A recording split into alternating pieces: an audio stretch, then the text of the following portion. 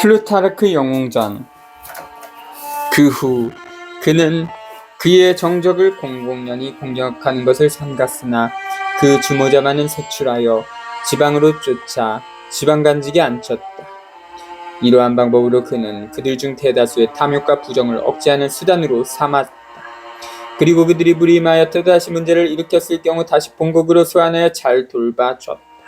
그 결과 정적이 모두 친으로 전향하게 되었으므로 점차 정작이라고는 한 사람도 남지 않게 됐다. 그의 동료 왕인 아게시폴리스는 추방된 아버지에게서 태어났다는 불리한 입장이었고, 그 자신이 아직 젊고 겸손했지만 활발하지 못하였으므로 별로 사건에 휘말려 들어간 적이 없었다. 아게실라우스는 이 왕도 자기 편으로 끌어들여 완전히 자기 말을 잘 듣게 만들었다. 두 왕은 스파르타에 있을 때는 스파르타의 관습에 따라 공동 식당에서 같이 식사를 하였다. 이것은 아게실라우스에게는 그를 다룰 수 있는 좋은 기회가 됐다. 아게실라우스는 이 왕도 자기와 마찬가지로 미소년을 무척 좋아하는 것을 보고서 늘 그 문제로 화제를 돌려 상대방을 연애의 비밀 따위도 털어놓을 수 있는 사이의 친구로 만들었다. 왜냐하면 스파르타에 있어서 이러한 종류의 연애 문제는 수치스러운 것이 아니었고, 그것은 또한 늘 겸양지덕과 미덕을 사랑하는 마음과 공명심을 수반하였기 때문이다. 이렇듯 스파르타에서 반석 같은 실권을 쉽게 장악하게 된 아기실라우스는 이복 동생인 텔레우티아스를 해군 제독으로 임망하여 코린트 원정의 장도에 올랐다. 그는 동생이 이끄는 해군 함대의 지원을 믿어 코린트를 둘러싸고 있는 장성을 점령한 다음 코린트에 주도하고 있는 아르고스군을 습격하였다. 아르고스인들은 그때 이스트미아 축제를 한참 올리고 있었는데 아게실라우스군이 쳐들어오는 바람에 그 모든 것을 버리고 도망쳤다. 스파르타군에 있던 코린트의 망명자들은 축제를 그대로 진행하게 하고 또 그것을 주재해달라고 그에게 간청하였다. 아게실라우스는 이 간청은 거절하였지만 행사는 그냥 계속해도 좋다고 허락하고 행사가 계속되는 동안 그대로 머물러 그들을 보호해줬다. 아기실라우스는 자기 나라에서 늘 개최되는 운동 경기 대회나 무용회 따위를 도왔으며 소년 소녀들이 개최하는 운동 경기에도 기꺼이 참석하였다. 그러나 많은 사람들이 크게 관심을 보이는 것들에 대해서는 별로 관심은 보이지 않는 것만 같았다. 그리스 전체에서 큰 명성을 떨치고 있던 비극 배우 칼리피데스가 한때 그를 달갑지 않게 생각한 적이 있었다. 그래서 그는 자신만만하게 왕의 행렬 속으로 끼어들어 왕이 자기에게 얼마간의 관심을 보일 것을 기대하였다. 그러나 그것이 실패로 돌아가자 그는 대담하게 전하께서는 저를 기억하고 계십니까? 하고 왕에게 물었다. 칼리피데스라는 굿쟁이가 아니던가 하고 왕은 대수롭지 않게 대답하였다. 또 꾀꼬리 흉내를 근사하게 내는 어떤 사람이 자기 목소리를 들어보라고 청을 했을 때 왕은 나는 진짜 꾀꼬리 소리를 들은 적도 있는걸 하고 거절하였다. 그런가 하면 의사 메네크라테스는 몇 명의 치명적인 환자를 살려낸 공으로 제우스라는 별명을 받을 만큼 유명해졌다. 그는 허영심이 강해져서 그 별명을 이름으로 늘 사용하였다. 심지어는 아게실라우스에게까지 다음과 같은 내용의 편지를 써 보낼 만큼 건방져졌다.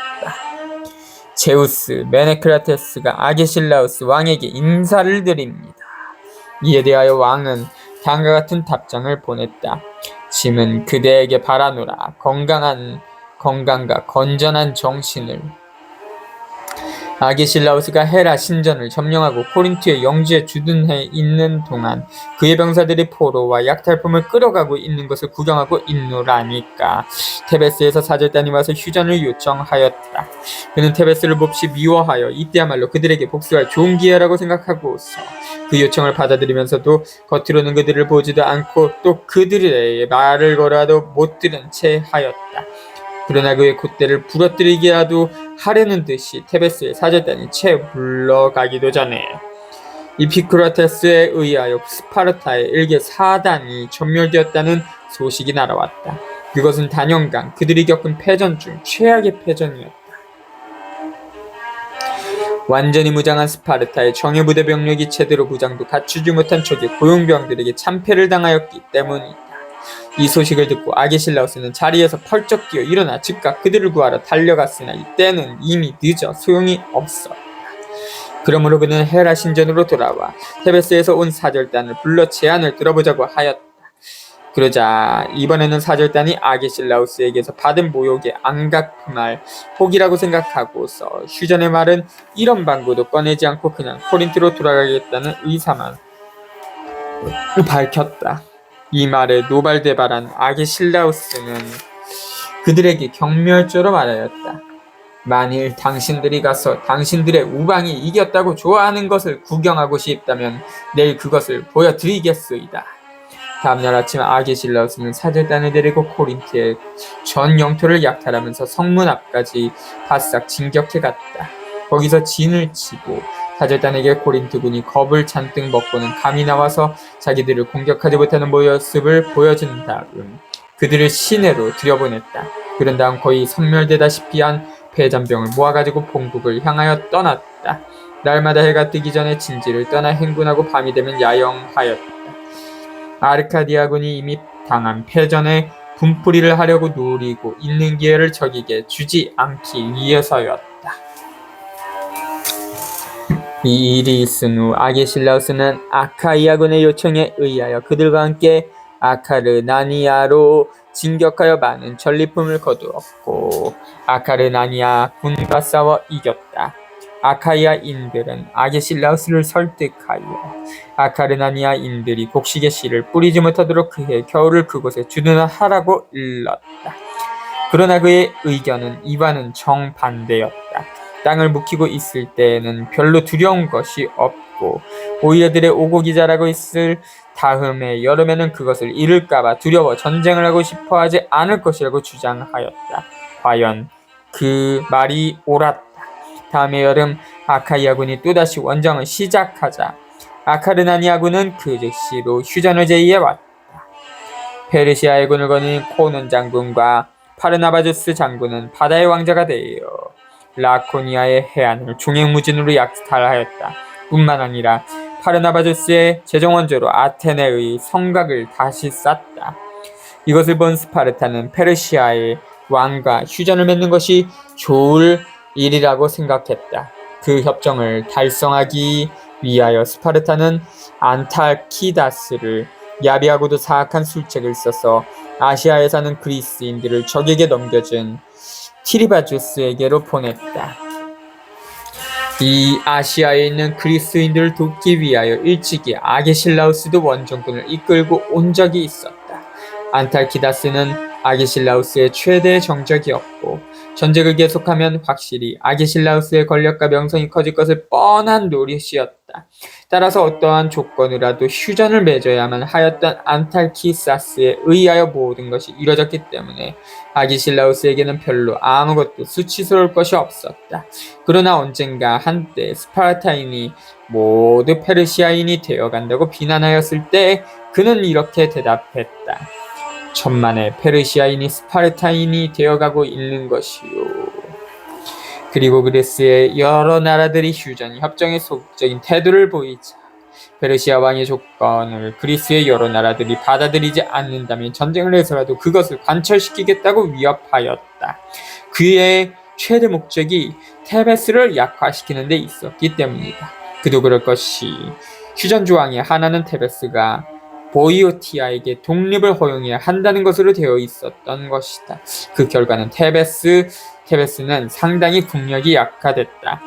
완전한 평화심에도 불구하고 스파르타의 장군 포이비다스가 가장 부정한 방법으로 테베스의 요새지 카드메아 지방을 점령하였을 때 테베스에 대한 그의 이러한 생각은 훨씬 가혹한 것으로 여겨졌다.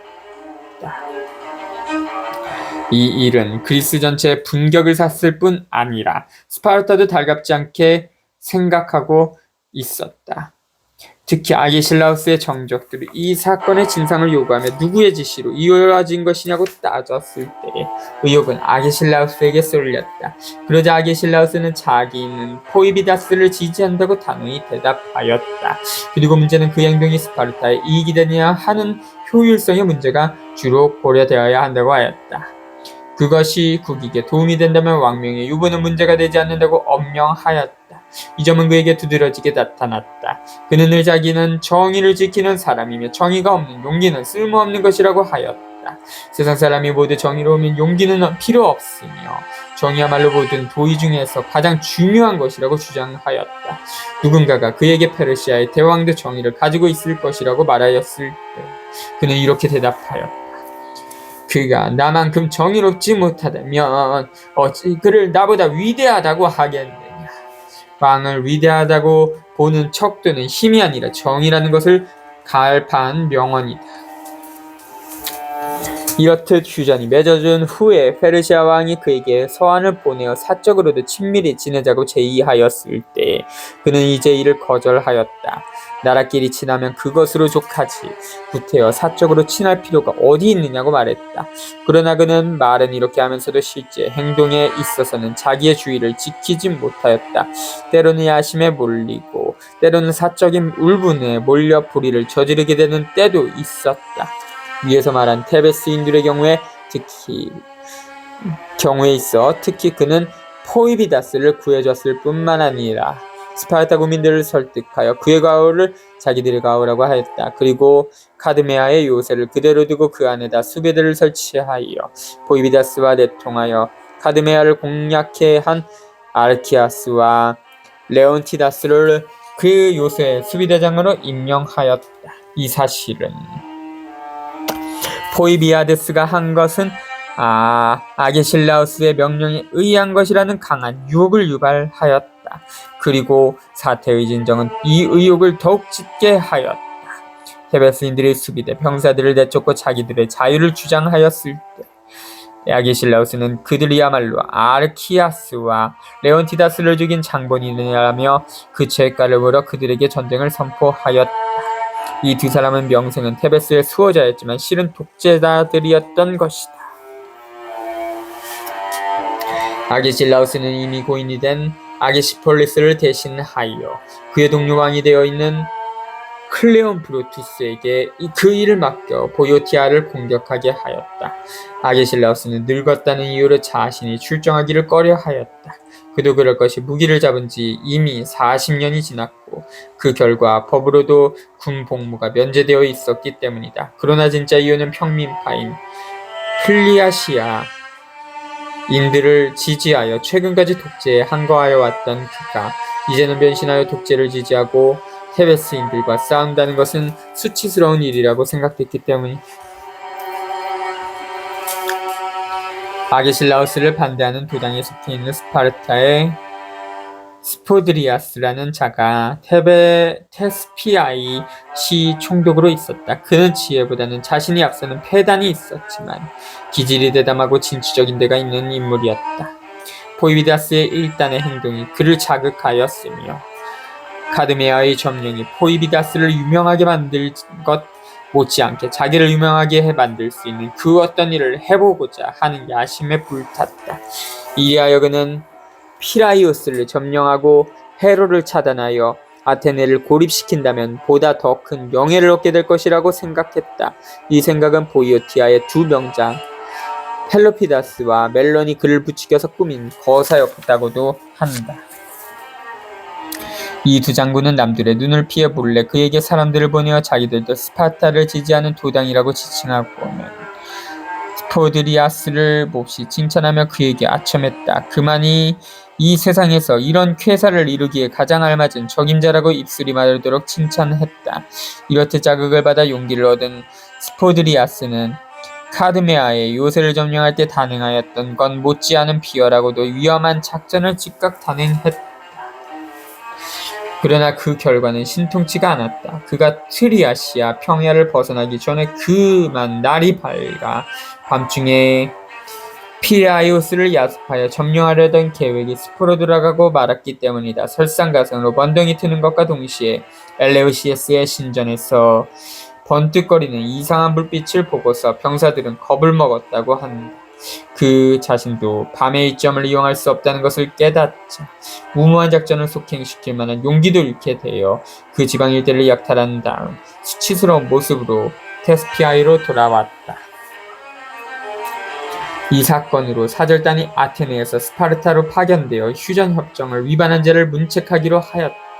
그러나 사절단이 스파르타에 도착하고 보니 문책할 필요도 없었다. 스파르타는 벌써 스포드리아스를 소환하여 사형에 처하려 하고 있었기 때문이다. 스포드리아스는 스파르타 시민들이 모두 그가 저지른 그 일에 수치감을 느끼고서 몹시 격분하고 있다. 그 거사의 공모자라기보다는 공동 피해자라고 아테네인들의 눈에 비친 것을 보고 감히 스파르타로 돌아오지 못하고 있어.